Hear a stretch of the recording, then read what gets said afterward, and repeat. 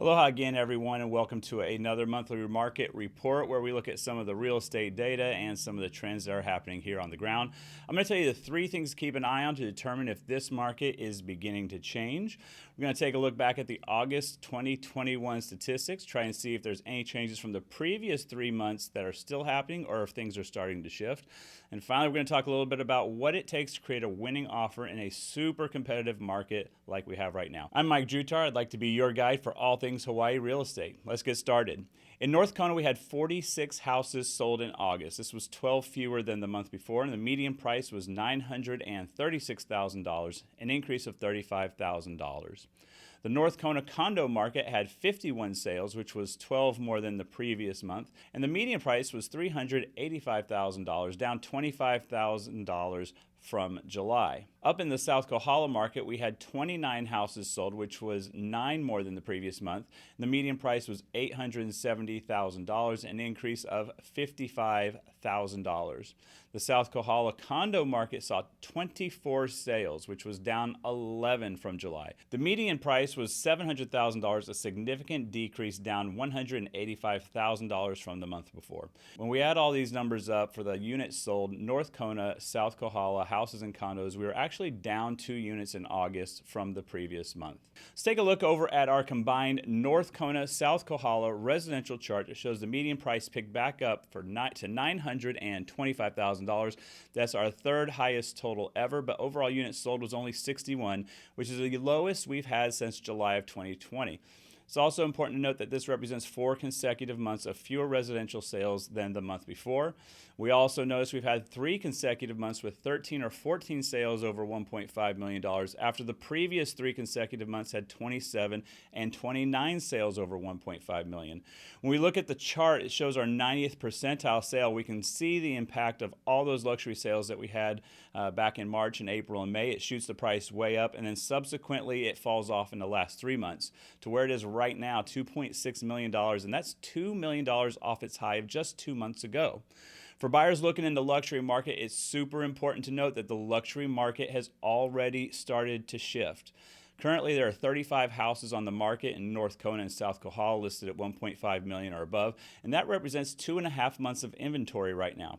Comparatively, there are 60 active listings of houses below $1.5 million, and that's only 1.2 months of inventory. When we look at our combined condo market chart, we see a slight rebound in units sold, increasing 9 from the previous month. However, the market for condos, 750,000 and over, only had 19 sales, the lowest since October of last year. The median price fell to $495,000, but is generally continuing along the same long-term trend line that we've seen for the last year or so. The inventory for the condo market is very difficult right now. There are only 13 listings under $750,000, representing less than 10 days of inventory. For condos over $750,000, there are 31 active listings right now, and that represents 1.6 months of inventory. So we can see from looking at the inventory numbers for both houses and condos, once we get to the luxury end of the market, there is a little bit of a lag right now. That's something to pay attention to.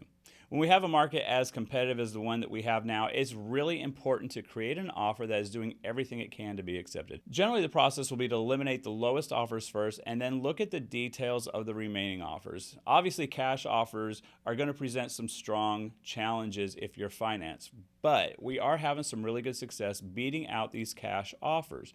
This takes a really well-crafted offer that takes into account all the concerns that the sellers may have.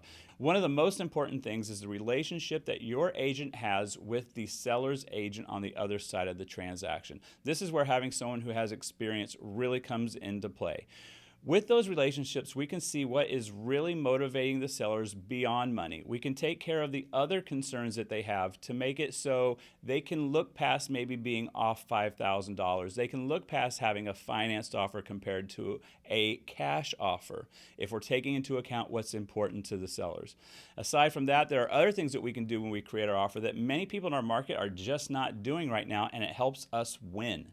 When sellers see these things in our offers, it really shows the intent and the desire of the buyer to compete on the sale and to make sure that they complete the transaction, which is always one of the biggest concerns that a seller has. Okay, so now it's time to talk about the 3 things you need to keep an eye on in this market to be able to tell if things are changing. Number 1 is to take a look at the luxury market. Now, even if you're not in the luxury market, that market will have an impact on you and will have a trickle-down effect. Luxury properties that don't sell will have a number of price reductions that further lower the value of all the competing properties in the eyes of a potential buyer. This can have a cooling effect on the entire market as these price reductions work their way down from the luxury market. Number 2, look at what is happening at the geographic fringes of the market. When markets are really hot, people will have to make allowances for location. They'll have to move further away from the center of town. As the competitive situation changes and the market levels out, there are fewer buyers for the listings, and the buyers will find that they're able to get closer to the population centers, work, shopping, things like that, than they may have been able to otherwise. When you see properties sitting on the market a lot longer that are outside of town, that is an indication that things are starting to change. And finally, the third indication that the market is changing is that you're suddenly getting emails showing the same property over and over with a new price. Price reductions end up becoming much more common as the properties sit on the market and the sellers realize that they might have gone too far with their list price and they have to adjust. Conversely, if we're seeing that there are not many price reductions, this can be an indication that the market is still very hot. If you'd like to know a little bit about the properties that are on the market right now, take a look at the playlist, and I'll see you guys again real soon.